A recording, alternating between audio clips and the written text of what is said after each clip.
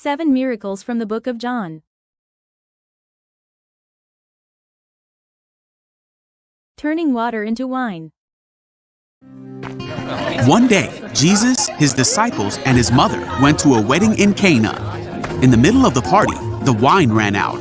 Uh-oh. So Jesus' mother, Mary, told him, "They have no more wine." Aww. Jesus replied, "Dear woman, that's not our problem. My time has not yet come." Give me. But Mary told the servants, "Do whatever he tells you." Standing nearby were 6 stone water jars. The Jews used jars like these in their washing ceremony. Jesus told the servants, "Fill the jars with water." Hey, okay. When the jars had been filled, he said, "Now dip some out and take it to the master of ceremonies." So the servants did what Jesus told them to. When the master of ceremonies tasted the water that was now wine, not knowing where it had come from, though of course the servants knew, he called the bridegroom over. A host always serves the best wine first. Then, when everyone has had a lot to drink, he brings out the less expensive wine. But you have kept the best until now. This miraculous sign in Cana in Galilee was the first time Jesus revealed his glory, and his disciples believed in him.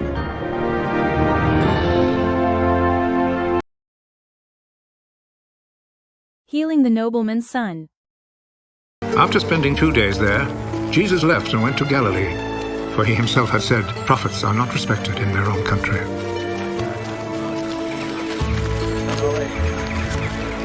When he arrived in Galilee, the people there welcomed him, because they had gone to the Passover festival in Jerusalem and had seen everything that he had done during the festival. Then Jesus went back to Cana in Galilee, where he had turned the water into wine.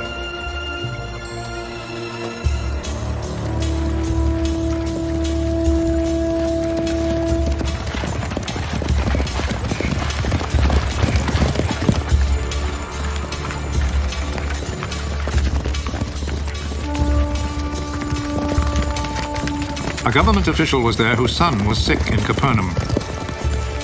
When he heard that Jesus had come from Judea to Galilee, he went to him and asked him to go to Capernaum and heal his son, who was about to die.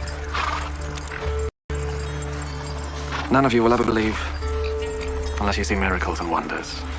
Sir, come with me.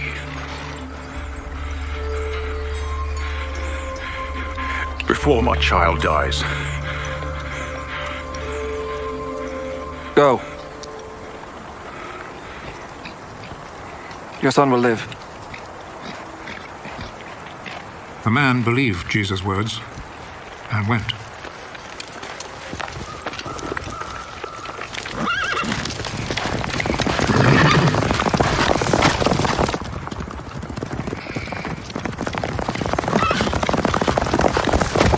On his way home, his servants met him with the news.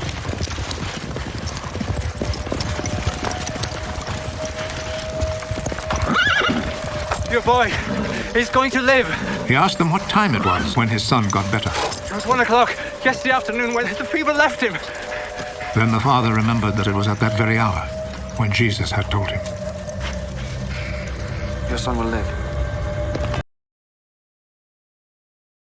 Healing the lame man at Bethesda.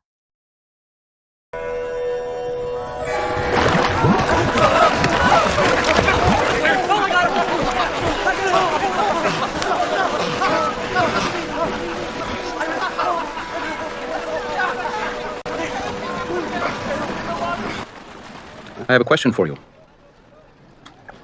For me. I don't have many answers, but I'm listening. Do you want to be healed? Who are you? We'll get to that later. But my question remains. Will you take me to the water?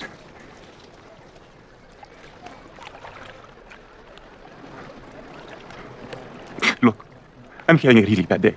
You've been having a bad day for a long time. So? Sir, I have no one to help me into the water when it's stirred up. And when I do get close, the others step down in front of me. And so... Look at me. Look at me. That's not what I asked. I'm not asking you about who's helping you. or who's not helping, or who's getting in your way. I'm asking about you.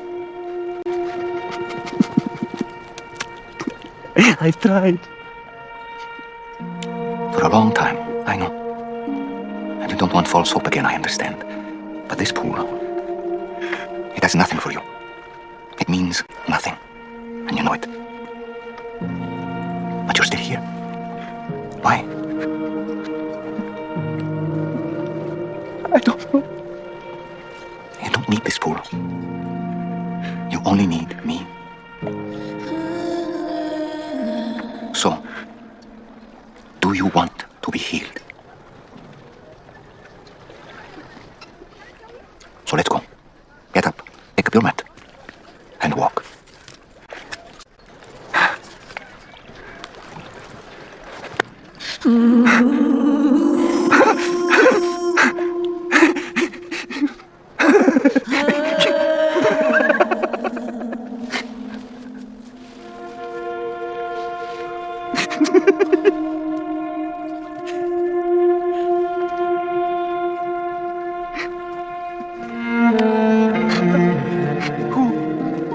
I'm free to walk, like he said. Don't forget your bed. Why does this matter? Because you're not coming back here. That life is over. Everything changes now. Feeding 5,000. Jesus was surrounded by thousands of people who had followed him far away from town, with no food to eat. Boy, am I hungry. Me too. Wish I'd brought a snack. Wish I'd brought 2 snacks. So, one of the disciples asked Jesus, Excuse me, Jesus? How are we going to feed all these people? Will this help? 5 loaves of bread and 2 small fish? 5 loaves? 2? You can't feed thousands of people with this? Are you sure? But Jesus took the boy's gift and prayed over it.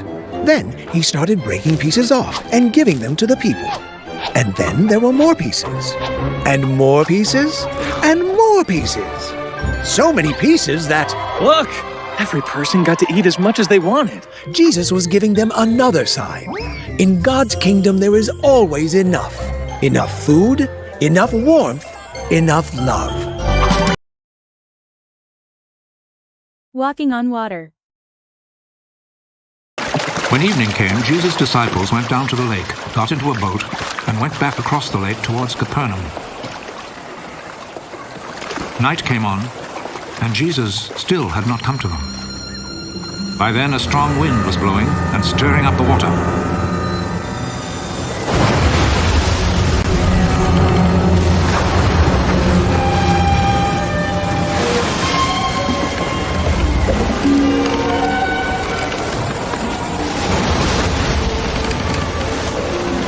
The disciples had rowed about 3 or 4 miles when they saw Jesus walking on the water.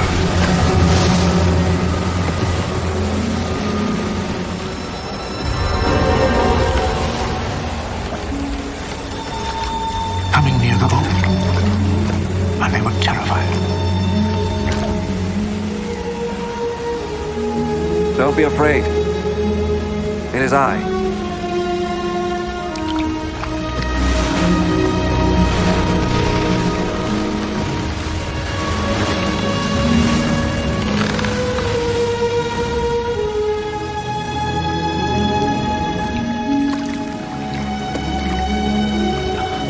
Then they willingly took him into the boat.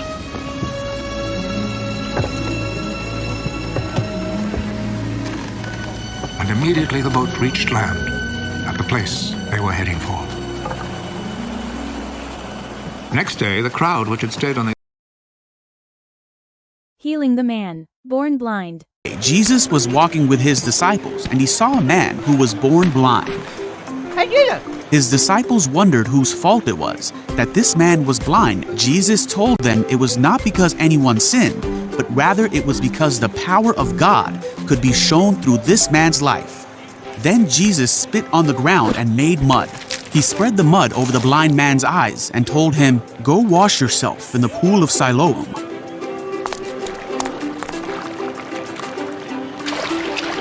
So the man went and did as Jesus said, and he could see. Wow! The man's neighbors and others who knew him as a blind man wondered if this was the same man. Is that the same guy? No way. They said, "No, he just looks like him." It's me. No, it can't be. But the blind man kept saying, "Yes, it's me." So the people asked, "Who healed you? What happened?" And the man told them all that Jesus had done for him. Ew, that's what happened. The people asked, "Where is Jesus now?" But the man didn't know. Come on, you. So the people took the man to the Pharisees because it was the Sabbath, the day of rest, and they thought Jesus shouldn't have made mud and healed the man on the Sabbath. The Pharisees asked the man so many questions. What's going on? And he answered them, "I was blind, but now I can see." The Pharisees kept asking more questions. They even brought the man's parents in to ask them questions, but they wouldn't answer because they were afraid of the Pharisees. Finally, the man had enough and yelled, "Look, I told you once. Why do you want to hear it again? If this man were not from God, he couldn't have made me see." Don't come back. The Pharisees were so mad at the man for saying this that they threw him out of the synagogue. Jesus heard what happened, Oh, hey there. and he found the man and asked him, "Do you believe in the Son of Man?" The man answered, "Who is he, sir? I want to believe in him." "You have seen him," Jesus said, "and he is speaking to you." Wow! "Yes, Lord, I believe." And he worshipped Jesus.